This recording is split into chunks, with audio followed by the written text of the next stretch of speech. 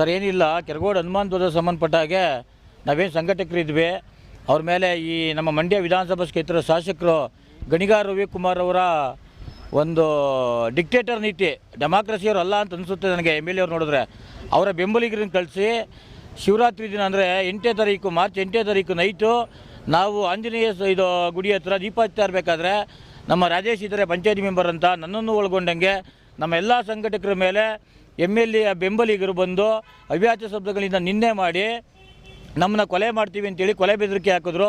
ಇದ್ರ ಸಂಬಂಧಪಟ್ಟಂಗೆ ನಾವು ಕೆರಗೋಡು ಸ್ಟೇಷನ್ಗೆ ಕಂಪ್ಲೇಂಟ್ ಕೊಟ್ಟಿದ್ವಿ. ದೂರು ಕೊಟ್ಟರೆ ಅವ್ರು ಕೇವಲ NCR ಮಾಡಿ FIR ಮಾಡಲಿಲ್ಲ. ಏನು ಒಂದು ಜಿಲ್ಲಾಡಳಿತ ಮತ್ತು ಶಾಸಕರು ಸಚಿವರುಗಳು ಈ ಹನುಮಾನ್ ಧ್ವಜದ ಸಂಘಟಕರು ಯಾರವ್ರೆ ಅವ್ರನ್ನ ಹತ್ತಿಕ್ಕುವಂಥ ಕೆಲಸನ ನೇರವಾಗಿ ಮಾಡ್ತಾಯಿದ್ದಾರೆ ಸರ್. ನಮ್ಗಳಿಗೆಲ್ಲ ನಿಜವಾಗ್ಲೂ ಕೊಲೆ ಬೆದರಿಕೆಗಳು ಬರ್ತಾ ಇದ್ದಾವೆ. ಮತ್ತು ಅವರ ಬೆಂಬಲಿಗರನ್ನು ಕಳಿಸಿ ನಮ್ಮ ಮೇಲೆ ಮ್ಯಾನ್ ಹ್ಯಾಂಡ್ ಮಾಡುವಂಥ ಹಂತಕ್ಕೆ ಶಾಸಕರು ಕುಮ್ಮಕ್ಕು ಕೊಟ್ಟು ಕಳಿಸ್ತಾ ಇದ್ದಾರೆ.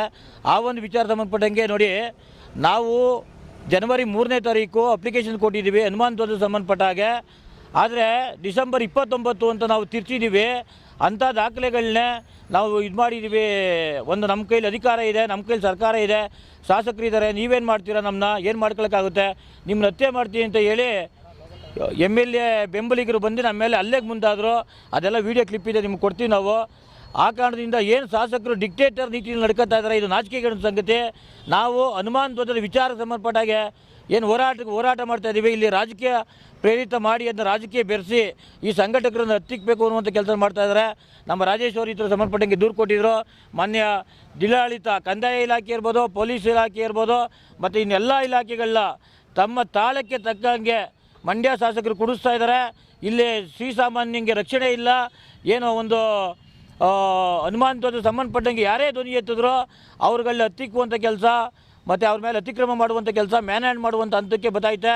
ಕಂದಾಯ ಇಲಾಖೆಯವರು ನಮ್ಮ ಕೆರಗೋಡು ಗ್ರಾಮ ಪಂಚಾಯತಿನಲ್ಲಿ ಜನವರಿ 3ನೇ ತಾರೀಕು ಕೊಟ್ಟಿರುವಂಥ ಅಪ್ಲಿಕೇಶನ್ನ ಡಿಸೆಂಬರ್ 29 ಅಂತ ತಿದ್ದಿದ್ದೀವಿ ನಾವು.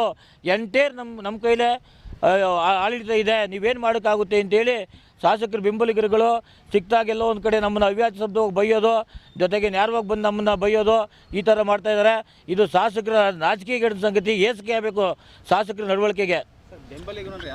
ಸರ್ ಲೋಕೇಶ್ ಮತ್ತು ರಾಜೇಶ್ ಅಂತ ಸರ್, ಕೆರಗೋಡು ಮತ್ತು ಅಲ್ಲೇ ನಮ್ಮ ಕೆರಗೋಡು ಪಕ್ಕ ಕಲ್ಮಡಿ ರೋಡಿ ಅಂತ ಇನ್ನೊಂದು ಗ್ರಾಮ, ಅವ್ರುಗಳು ಬಂದು ಅದು ನಮ್ಮ ಕೆರಗೋಡು ಗ್ರಾಮ ಪಂಚಾಯತಿ ಪರಿಮಿತಿಯವರೇ ಅವ್ರುಗಳು ಬಂದು ಸರ್ ಆ ಥರ ಮಾಡ್ತಿರೋದು. ಅದು ಹಿಂದಿಂದ ಮೂರು ದಿನ ಹಿಂದೆ ನನ್ನ ಮೇಲೆ ನೈಟ್ 9:30 ಮ್ಯಾನ್ ಹ್ಯಾಂಡ್ ಮಾಡೋಕ್ಕೆ ಬಂದರು.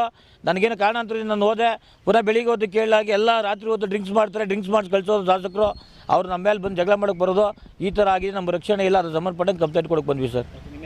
ಸರ್ ಯೋಗೇಶ್ ಅಂತ ಸರ್, ಯೋಗೇಶ್ ಮರ್ಲಿಂಗನ್ ದೊಡ್ಡಿ.